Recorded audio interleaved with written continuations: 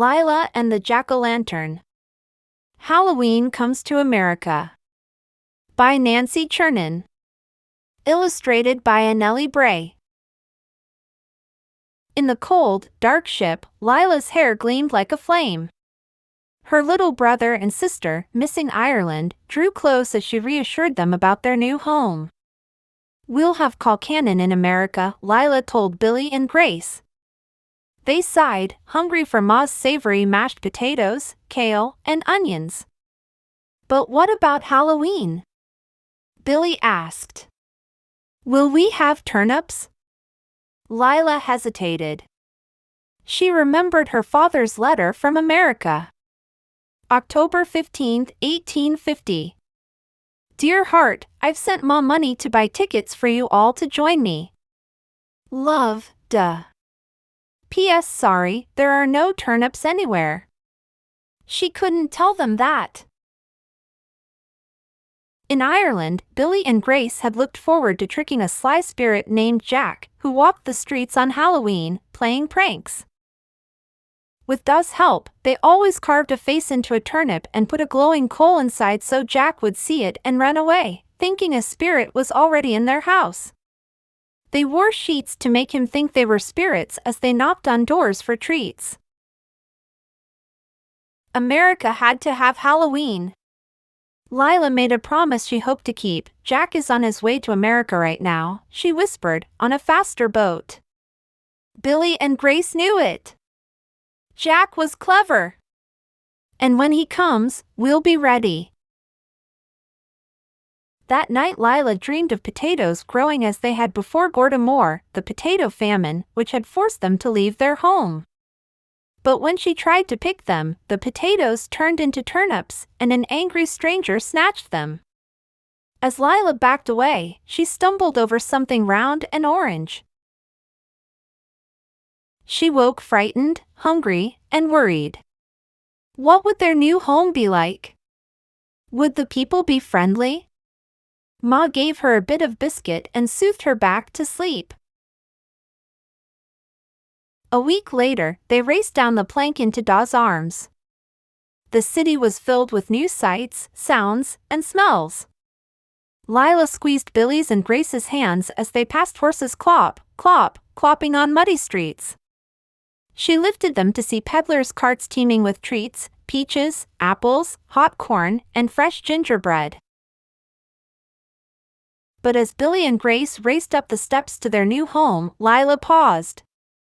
Instead of running through green, rolling hills to their farm, she climbed slowly, helping Ma and Da lug suitcases up to a small, cramped apartment.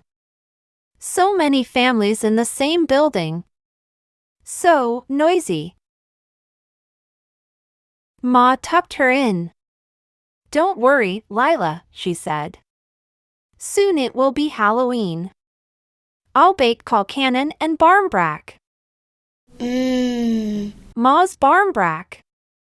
Each year, Lila, Billy, and Grace were excited to see who would find the surprise Ma hid in her fragrant fruit bread.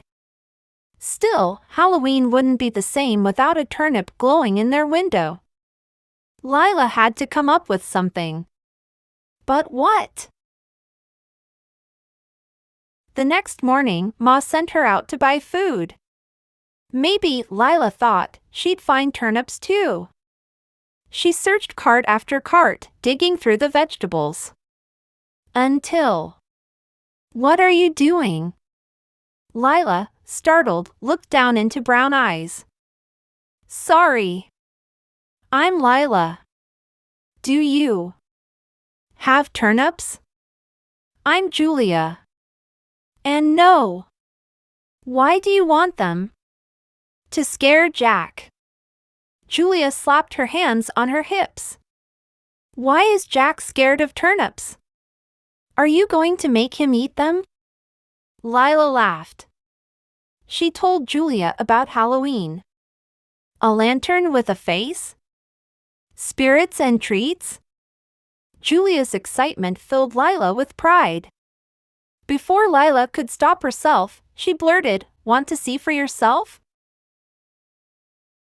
Julia turned to a man unpacking a box. "Papa, can I?" Please? I don't know, Julia, he said. After hearing about Jack and his tricks, I'd feel safer if you had something to scare him away. Something? That gave Lila an idea. If there weren't turnips, could they try something else? She stared at the strange, orange, round vegetables in the box. They're pumpkins, Julia said. Pretty, aren't they? Pretty. Perfect for carving. Lila fished for her pennies. My treat, Julia's papa said. Just keep our girls safe, he said, wagging his finger at the pumpkin. He turned to Julia. Home by 7. What's that, Lila? Billy asked when he saw the pumpkin. And who is that? Grace added shyly.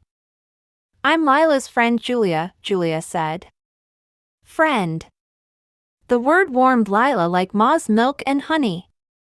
And this is a pumpkin, Lila added. I couldn't find turnips. But this will be a grand surprise for Jack. While Ma cooked, they sliced off the top of the pumpkin. Lila and Julia used Ma's big spoon to scoop the insides. Billy and Grace stuck their fingers in the gooey, stringy pulp, then squealed and ran away. It's going to be even better than a turnip, you'll see, Lila hollered. But she wasn't as sure as she sounded. The pumpkin was awfully big and round, and the insides were as icky as a trick that Jack might play. Do you have a plate for the seeds? Julia asked. Seeds, said Lila. There's no place to plant them. Julia laughed. No, silly. You roast them with oil and salt. And if you give me the rest of the pulp, my mama will bake you a pumpkin pie. Lila found it hard to believe anything good could come out of this sticky mess. Still, she got a plate. The girls giggled as they stuck their fingers in the orange slime and separated pulp from seeds. Finally, they got to work carving. At dinner, Julia poked her spoon into the colcannon, eyeing green flecks hesitantly. But after her first bite, she was hooked. As she dug in for her last forkful, she clinked metal. What's this? The lucky coin. Lila explained. It means good things will happen. Lila bit something hard in the barmbrack. The ring. She waved it, and I'll find romance. As long as your romance isn't with Jack, Julia said, giving her coin to Billy. Lila blew kisses at her pumpkin and gave her ring to Grace. As the sun went down, Billy and Grace draped themselves in sheets and ran howling around the apartment. We better give those spirits some treats, Ma said, bringing out a plate of freshly roasted pumpkin seeds. They were so delicious Billy and Grace couldn't decide whether to gobble or save their last handful. Finally, they lit a candle and placed it in the jack-o'-lantern. Wow! Julia said, staring at the flickering eyes. It looks like a spirit. Lila grinned. Let's hope Jack thinks so too. After the little ones headed to bed, Ma wrapped the pumpkin pulp in a cloth for Julia. Julia thanked everyone for a lovely evening. Outside in the dark night, Lila gazed at the narrow streets. This strange place was far from the fields she loved so well. But there were wonderful things too. She linked arms with Julia. I can't wait for you to try Mama's pumpkin pie, Julia said. Is it as good as pumpkin seeds? Lila asked. Even better, said Julia. I promise.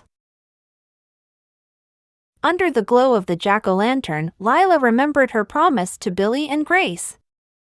Suddenly, she felt a delicious shiver.